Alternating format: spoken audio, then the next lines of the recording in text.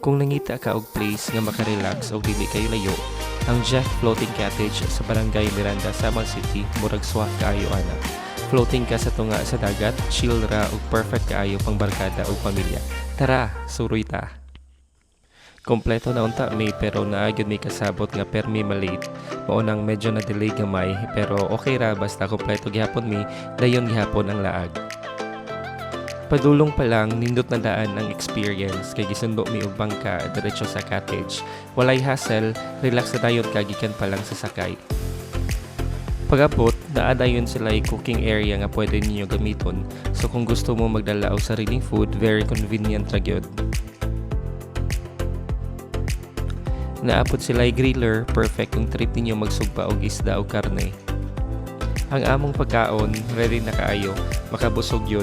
Lami unta kaayo makaon pero nabusog na may kay naamay usa diri nga kusog kayo muhatag ug tagay. Naapod lain cottages tuol sa kukyapon sa Jack. Naa sila'y gamay na enclosed area nga naay net. Pwede sa kids or sa gusto lang magpabugnaw pero bantay gihapon kay lalom gihapon ang dagat. Ang view deck ay nindot kayo tambayan, perfect para sa photos ug chill lang. Reminder lang bawal mag-dive dire for safety. Bonus pag yun, daghan kayo isda, muduol ra sila basta tagaan nimo og pagkaon.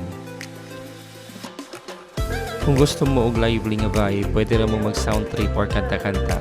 Pwede ra mo magdala og speaker sa mas lingaw gyud ang stay.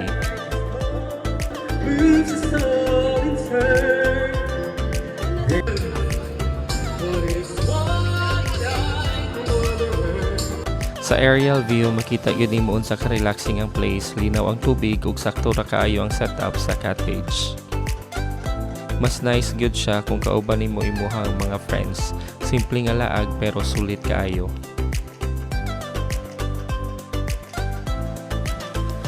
Syempre, dili mawala ang ligo, klaro kayo ang tubig, ma-enjoy jud ka og taman.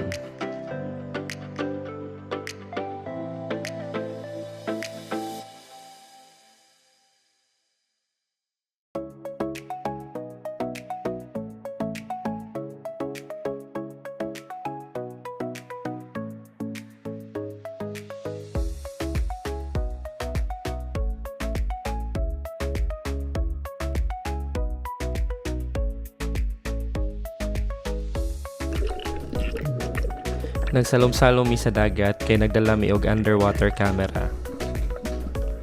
Ang uban akong kauban kay kusog kaayo manalom, maabot gyud sa seafloor, makakita pa gyud og mga starfish. Kami pod nalingaw lang tan-aw sa ilalom kay klaro kaayo ang tubig ug daghan pa makita nga marine life. Mao ni nga parts among stay nga naka-add gyud sa kalingaw diri sa Jack Floating Cottage.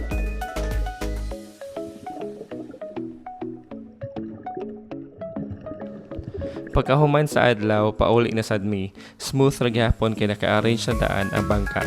Overall, ang Jack Floating Cottage kay nice option kung gusto mo og chill, accessible og sulit nga day trip or overnight.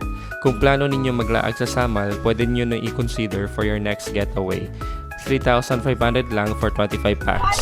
Pwede ninyo sila i-reach through their Facebook page. Salamat sa pagsabay sa among trip. Kita-kit sa sunod.